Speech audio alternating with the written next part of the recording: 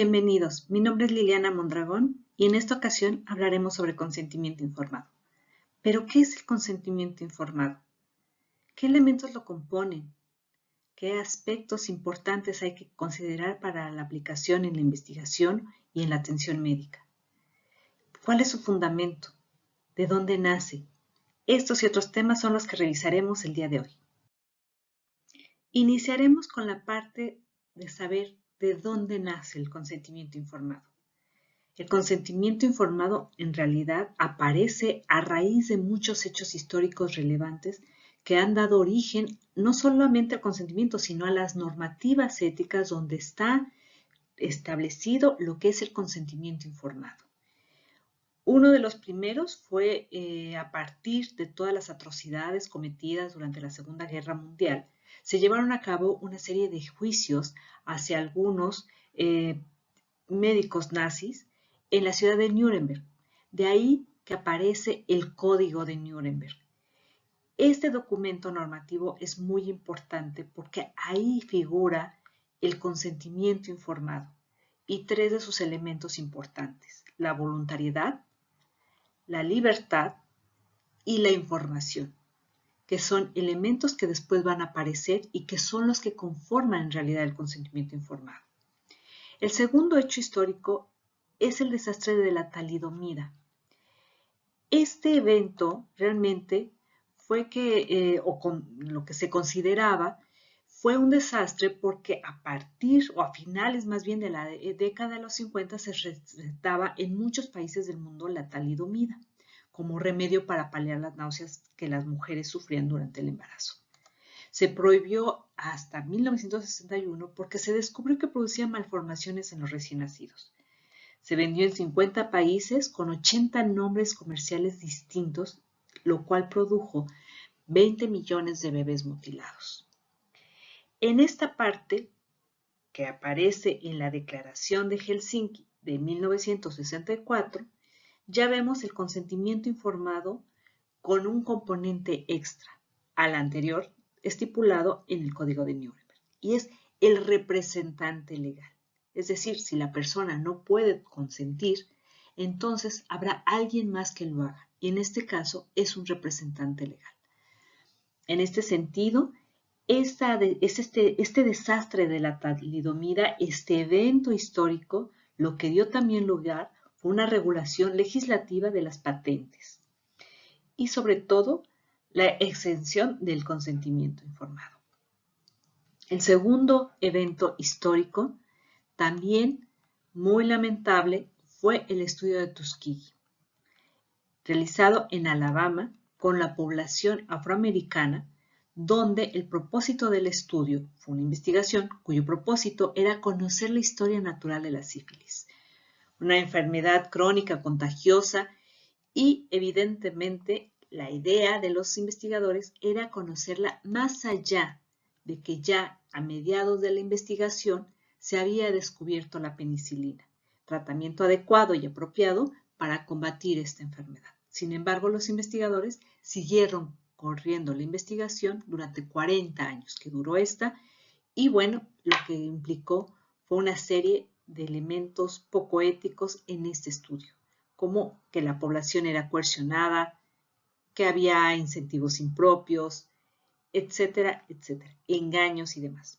Esto dio origen al informe Belmont, una de las pautas éticas también muy importantes porque ahí aparecen tres de los principios éticos más importantes. Tenemos el principio que se llama respeto por las personas, cuya regla es el consentimiento informado, es decir, es la materialidad de hacerse evidente este principio. El segundo principio es el de beneficencia, y su materialidad o su regla es la evaluación de los riesgos y beneficios. Y el principio de justicia, cuya materialidad es la justa selección y distribución, ya sea de bienes y de males, principalmente maximizando los bienes y minimizando los males. ¿Pero a qué nos referimos con el concepto de la autonomía? Porque eso es muy importante. Siempre hablamos del principio de autonomía, pero ¿a qué nos referimos con autonomía? Bueno, la autonomía tiene que ver con el respeto por la dignidad de las personas. Lo ético es determinar que está en el origen de los actos y no de los fines, de lo que se intenta hacer, sino en cómo se realizan estos actos.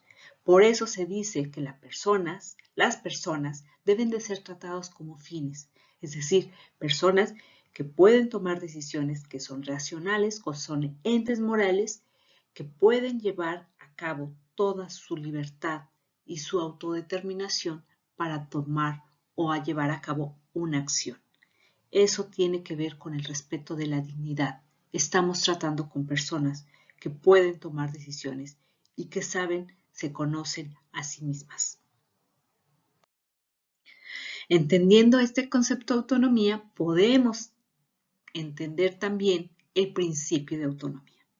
Y es por eso que en este principio es aplicable en todo el derecho que tiene una persona racional o bien libre y autodeterminada para participar ya sea de su propio tratamiento o en una investigación científica. Esto siempre y cuando sea de manera informada. ¿Por qué? Porque la persona será la responsable, es la que responde por sí misma para llevar a cabo esta acción, saber si quiere o no esta situación, ya sea la atención o bien la investigación.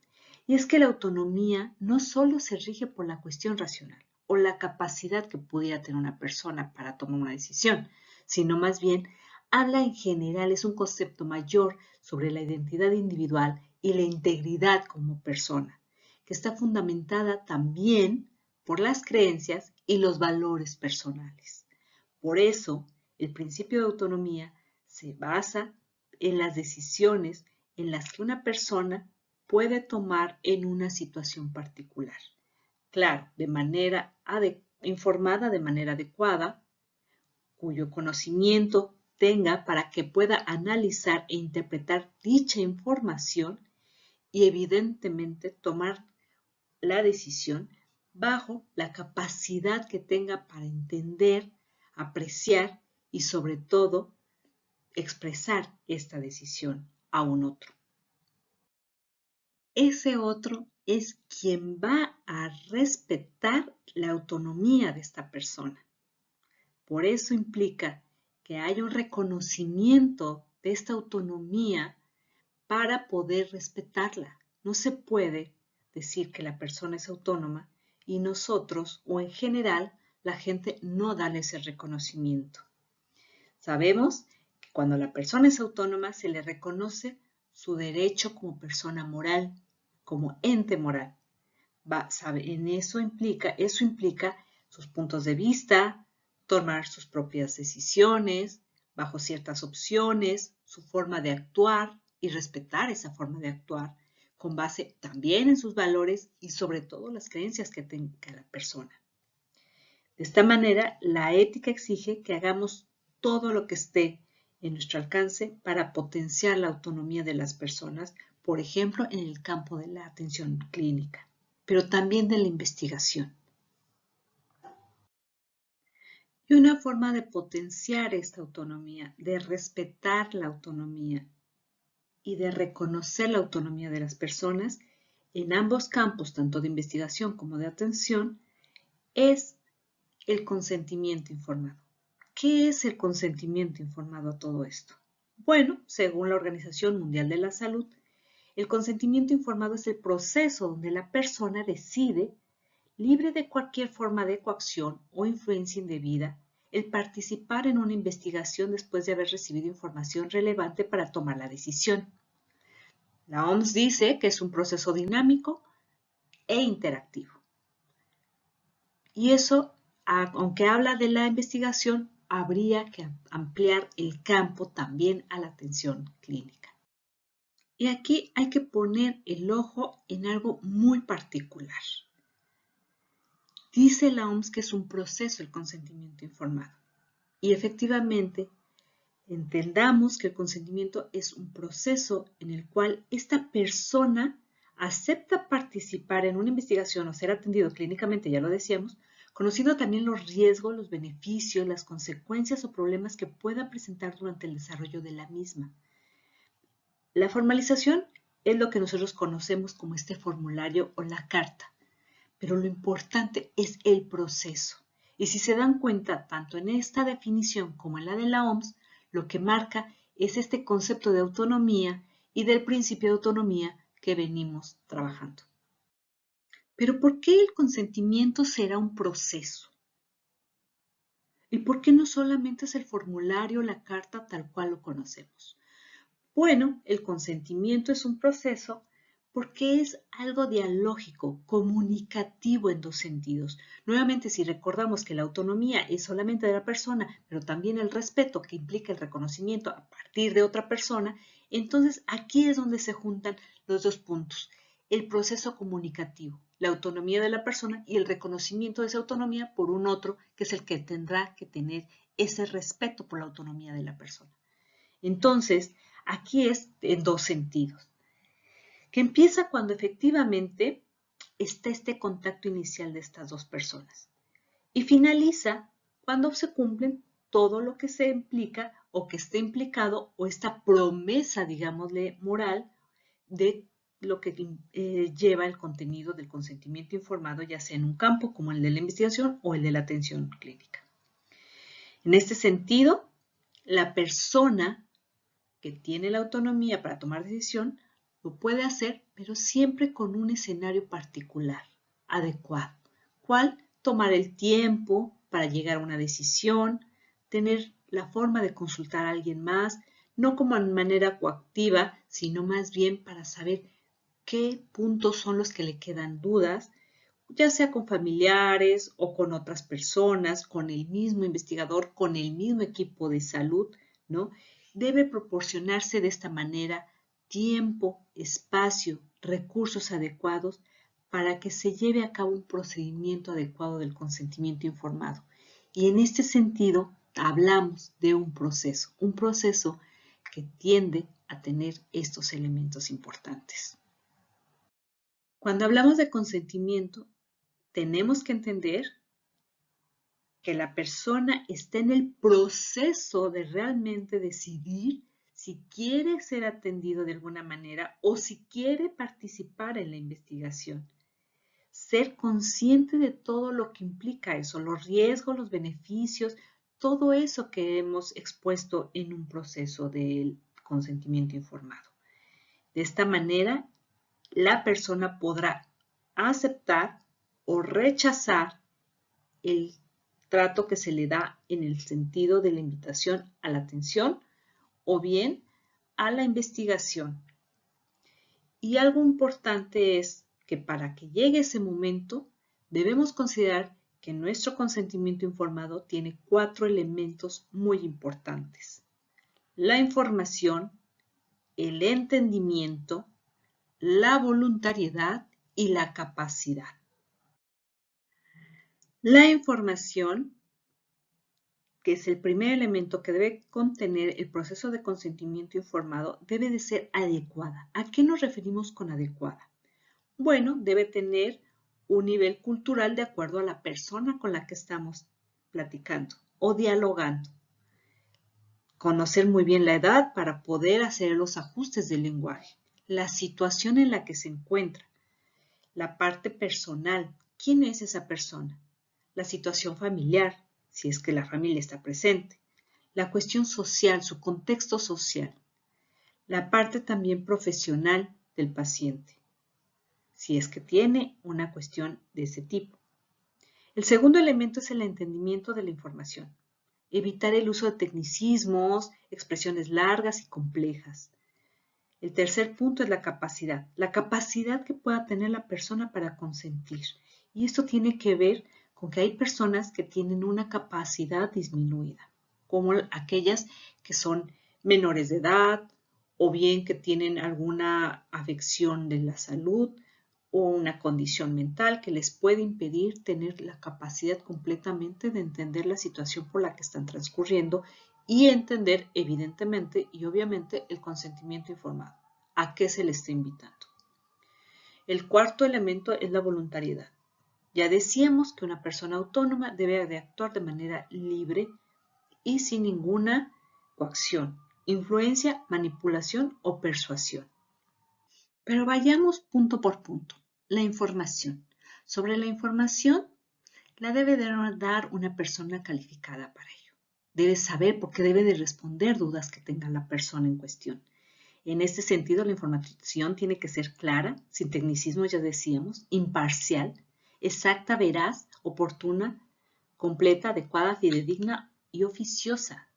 Pero también se debe de dar la información lo más completa posible. Es decir, no se puede escatimar ninguna información al respecto de la atención médica o de la investigación. Y principalmente también se pueden dar información sobre el personal de salud. ¿Quién es? ¿Qué experiencia tiene? O en el caso de la investigación, ¿quién es el investigador? Un ejemplo claro son cuando los chicos de posgrado hacen investigación.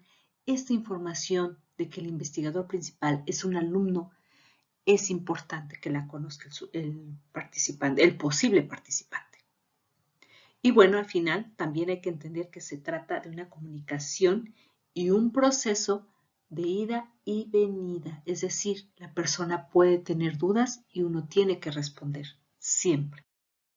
Y aquí hay que considerar dos cosas. Una, que la información debe ser transmitida entendiendo que estamos hablando con una persona nuevamente autónoma, que es capaz de entender, que es capaz de captar la información que nosotros estamos dando. Pero también es cierto que podemos tener a una persona que tenga una capacidad o una autonomía un tanto disminuida. Y en ese sentido tenemos que entender que esta discapacidad no lo omite a que no entiendan la información, sino más bien habría que adecuar la información dependiendo de la persona con la que estamos platicando o dialogando para la atención médica o para la investigación. El otro elemento es la voluntariedad. Y sabemos que para que el consentimiento sea válido, tiene que estar muy bien entendido que debe de ser libre y voluntario. Es decir, que la persona no tenga ninguna coacción, manipulación o persuasión durante este proceso para tomar una decisión de si participa o no, ya sea en la atención clínica o bien en la investigación. A veces las personas tienen una actitud muy pasiva y eso puede enganchar a que se malinterprete como una coacción o una persuasión o una manipulación. Aquí lo importante es siempre darles todo el contenido del espacio, el tiempo para que ellos decidan voluntariamente si están de acuerdo en su atención o bien si quieren o no participar en una investigación. En este sentido, el consentimiento debe estar libre de presiones de cualquier tipo. Ninguna condición para el sometimiento a otros procedimientos o beneficios, es decir, una persuasión. Sin coacciones, amenazas o información que pueda inducir a una decisión favorable para el investigador o para el equipo de salud. Sin ningún incentivo inapropiado. Y eso evidentemente hay que considerarlo cuando las personas están en situación de estrés o de mucha vulnerabilidad. Ahí evidentemente no está hablando de la voluntariedad de la persona, sino más bien de una manipulación o una toma de decisiones que no es libre. Entonces hay que considerar esta parte.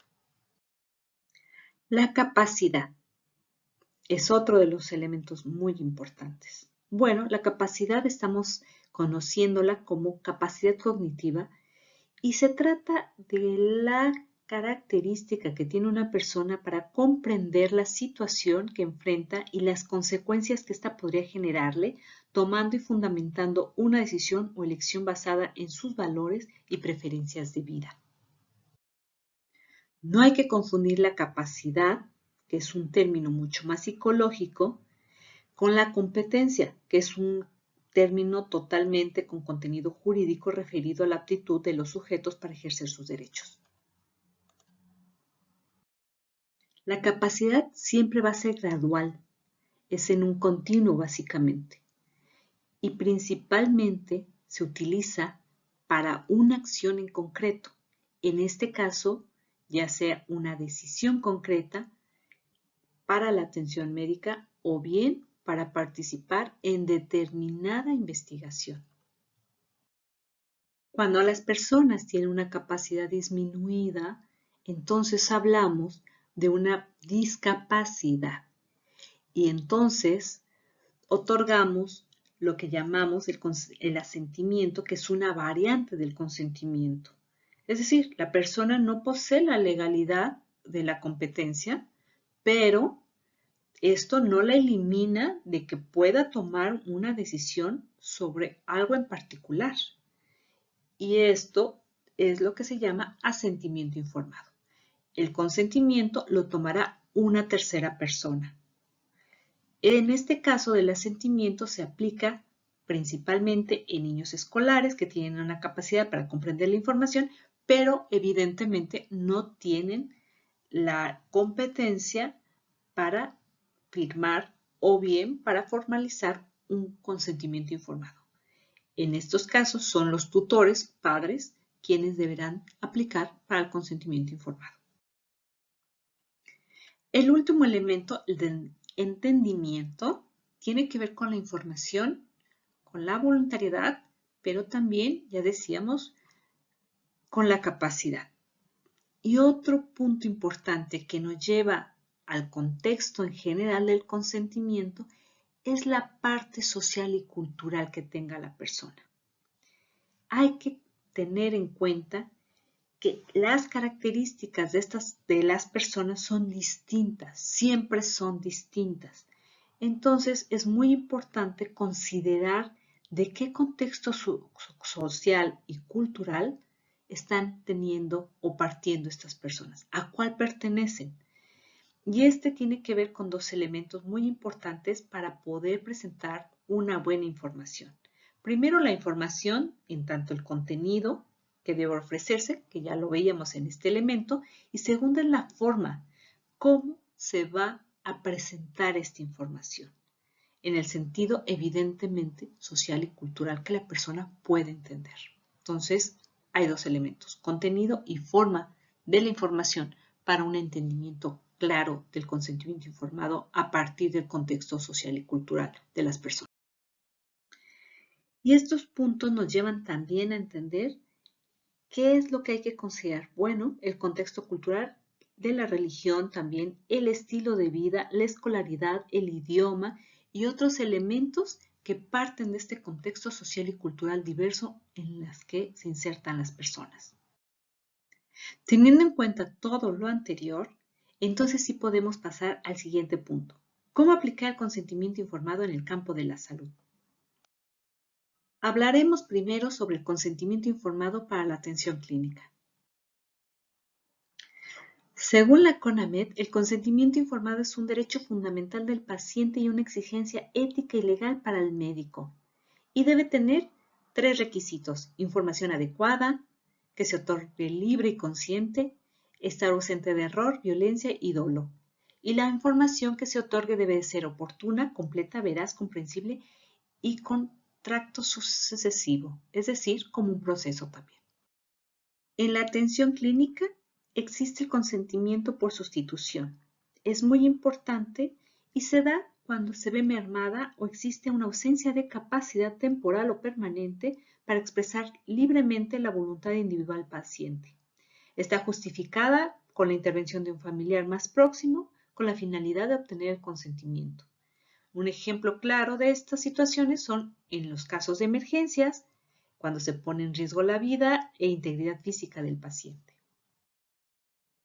Otro ejemplo puede ser el caso de la enfermedad mental. Pero aquí es muy importante entender que la discapacidad mental no necesariamente descalifica a una persona para su consentimiento de participar, ya sea en la atención médica o en una investigación en general, pero de la atención médica. ¿Por qué? Porque su capacidad tiene que ver más bien con otros factores como el tratamiento, la medicación, la salud física, etc. En este caso, cuando la persona realmente tiene una discapacidad que lo limita para tomar una decisión, bueno, pues entonces, en todo caso, habría que buscar una persona más adecuada para que pueda representarlo y tomar decisiones por él o por ella. El caso importante en la cuestión legal, pues es su representante o tutor. Hay que considerar que cuando el paciente no puede tomar la decisión de alguna atención clínica o alguna terapéutica, alguna medida terapéutica, bueno, no significa que no pueda de alguna manera tomar el entendimiento de la situación. Podríamos aplicar el asentimiento informado. Evidentemente, eso dependerá también de otra situación, como comprender cierta información, emitir cierto juicio, tomar decisiones un tanto relacionadas a su salud. Es decir, tiene una capacidad mermada, pero no significa que no tenga la capacidad en absoluto. Nadie tiene esta situación así en absoluto, a menos que estemos hablando de una circunstancia muy particular ya de salud. Pero en el caso, por ejemplo, de la enfermedad mental o de una condición mental, podemos aplicar un asentimiento informado y el consentimiento para el representante legal. Pero ¿cómo saber si una persona tiene la capacidad para tomar una decisión clínica? Bueno, hay muchas herramientas, instrumentos desde la psicología que nos permiten evaluar esta parte. Una de las más conocidas han sido los 4 criterios de Appelbaum y Griso. Estos 4 criterios nos orientan para saber si la persona puede tener una comprensión, apreciación, razonamiento y elección de una decisión, lo cual nos llevaría a saber si la persona tiene esta capacidad. La comprensión es saber si tiene la idea de cuál es la situación en la que se toma la decisión, los problemas más relevantes de su situación, de su circunstancia. La apreciación es el poder apreciar correctamente la situación o la circunstancia en la que se encuentra. El razonamiento es valorar la aplicabilidad de la significación de esta información a su propia circunstancia, y la elección, evidentemente, ya es expresar la decisión. Pasemos ahora al consentimiento informado para la investigación. Lo primero que hay que aclarar es que se trata de una investigación cuando se hace la invitación al participante o al posible participante, y no de la atención, sobre todo cuando esto se lleva a cabo en las instituciones que tienen estos 2 puntos, tanto la atención como la investigación. Existe generalmente una confusión por los pacientes para ser reclutados en investigación, y eso les crea ciertas expectativas que pueden ser falsas, precisamente porque no están dentro de la atención médica, sino dentro de una investigación donde se está probando una intervención. En ese sentido, el participante tiene todo el derecho de rehusarse a ingresar a esta investigación sin que eso repercuta en su atención clínica o médica. Ya el consentimiento dentro de la investigación debe contemplar otros elementos, como dar la oportunidad de hacer preguntas, excluir del engaño injustificado, como la intimidación, procurar que el consentimiento sea lo más entendible, comprensible, que tenga un conocimiento referente a toda su colaboración en general, el posible participante, proporcionar esta hoja informativa, formato o carta, como quieran llamarle, y renovar el consentimiento para cada participante si ocurren cambios en la investigación. El consentimiento tiene una importancia legal. Sirve para la protección de los derechos de los participantes en la investigación y está estipulado en la Ley General de Salud como órgano regulador de toda la materia de investigación en seres humanos. ¿Cuándo se puede dispensar el consentimiento informado? Cuando los estudios utilizan un examen de muestras anónimas o registros médicos, en manejo de emergencias, cuando la investigación tiene un valor social muy importante, Cuando en investigaciones de tipo psicológico-social se intenta que la conducta del sujeto no esté viciada para conocer el objetivo del estudio, ahí no solamente se dispensa en el momento el consentimiento informado, pero inmediatamente que termina la intervención se tiene que aplicar consentimiento informado. Entonces la dispensa ahí es un tanto temporal. Antes del estudio no se puede hacer, pero después de la intervención sí que se tiene que aplicar el consentimiento informado. Y bueno, estas dispensas siempre tienen que ser aprobadas por un comité de ética y también está reglamentado en la Ley General de Salud en materia de prestación de servicios de atención médica, por ejemplo. ¿Tiene inconvenientes el proceso de consentimiento informado? Sí. Cuando este se realiza de manera inadecuada, puede causar muchas problemáticas en las personas. Por ejemplo, depresión, angustia, miedo, pero también el sentirse rechazado, ya sea por la atención misma o porque finalmente piense que se le ha negado la atención por una cuestión económica o social, incluso cultural, pero tiene que ver con un muy mal proceso de consentimiento informado. ¿Cómo aplicar el consentimiento cuando la investigación involucra a niños o menores de edad? Bueno, aquí lo que importa es buscar el asentimiento del niño. Sabemos cuando el beneficio es indirecto, se debe respetar el asentimiento del menor. Pero también hay que considerar que el consentimiento lo deben de dar los padres, ambos padres, o bien el tutor de los niños. En ocasiones también es necesario protegerlos. Cuando, un ejemplo claro, es esa investigación de abuso sexual o donde los padres son los principales maltratadores de los niños. ¿Cómo aplicar el consentimiento cuando la investigación involucra a mujeres o mujeres embarazadas? Bueno, solo se requiere el consentimiento informado de la propia mujer, excepto cuando se decide por la salud del feto, se sugiere el consentimiento del padre, pero en ningún caso la autorización del marido o compañero debiera reemplazar el requisito del consentimiento informado individual. Las mujeres que deseen consultar a sus maridos o compañeros para obtener la autorización antes de decidir participar en la investigación no solo es éticamente aceptable, sino que en algunos contextos altamente deseable. Y la aplicación del consentimiento en investigación con poblaciones vulnerables, bueno, aquí tendríamos que ver primeramente de qué estamos hablando o a qué nos referimos con población vulnerable. Recordemos el criterio de vulnerabilidad. Tiene que ver con la capacidad limitada de emitir juicios y tomar decisiones, una incapacidad de proteger los propios intereses y dar un consentimiento informado, la falta de medios alternativos para obtener atención médica, ser un miembro auxiliar o subordinado de una institución jerárquica y la incapacidad de proteger a sí mismos de riesgos o daños sin razón. Ejemplos de estos son los grupos como discapacitados, los niños, los ancianos, las personas con alguna enfermedad mental, los presos y las minorías. Los tipos de vulnerabilidad tienen que ver con la parte cultural, social, psíquica, jerárquica y económica.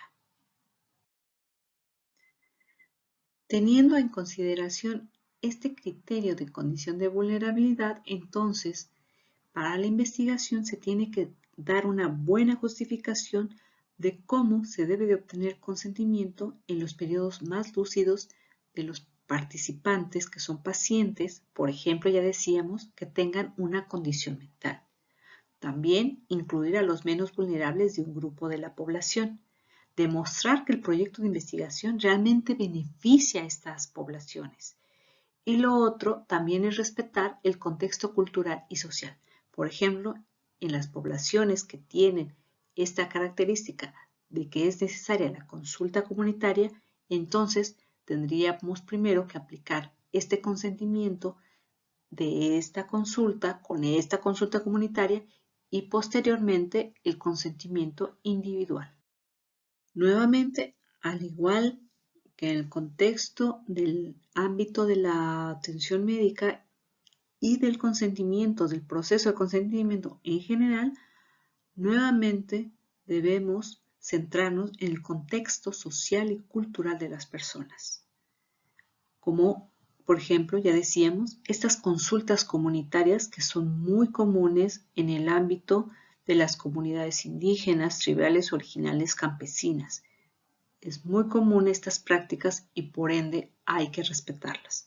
Eso no implica que el consentimiento con esta consulta comunitaria nuevamente limite al consentimiento individual de los posibles participantes. También el consentimiento se puede hacer traducido o se puede hacer a través de intérpretes o traductores en el dialecto o en la lengua de las personas. Y aquí nuevamente tiene que ver con cómo nos estamos expresando o comunicando con ese otro que es una persona autónoma para que pueda tomar la decisión de participar en una investigación o no. ¿Cómo obtener consentimiento para la investigación que involucra toma de muestras biológicas? Bueno, pues el consentimiento se debe obtener para saber cuáles son los fines de esta investigación.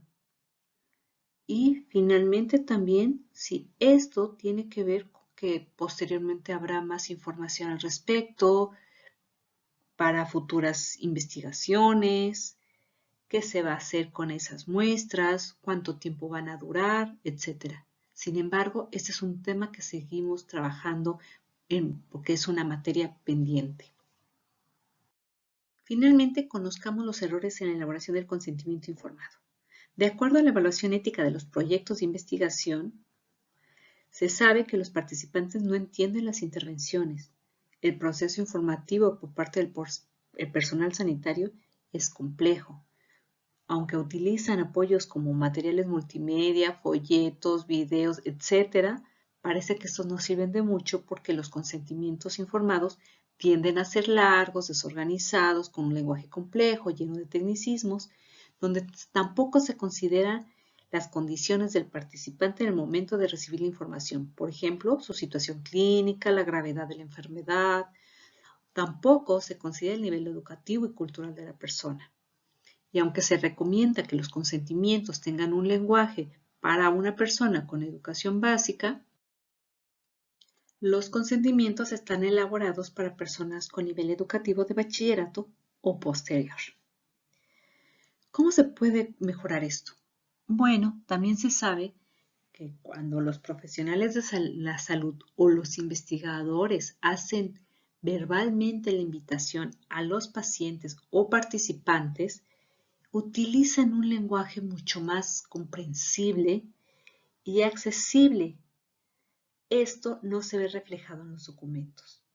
Por eso, nuevamente, entender que el proceso del consentimiento informado es dialógico, es a través de un diálogo y ese diálogo tiene que estar plasmado en el documento, tal cual. También es cierto que en estos equipos de salud, tanto el personal médico, el de enfermería, de psicología y trabajo social, deben de aportar sus capacidades para dar un consentimiento informado o llevar a cabo un proceso de consentimiento informado más accesible para la persona que puede y que debe de tomar la decisión de atenderse o de participar en una investigación. Esto se refiere también a adaptar las características socioemocionales, pero principalmente sociales y culturales, ya sea en la atención médica como en la investigación. Y eso garantizará un adecuado proceso de consentimiento informado. Y hasta aquí el tema de consentimiento informado. Muchas gracias por su atención.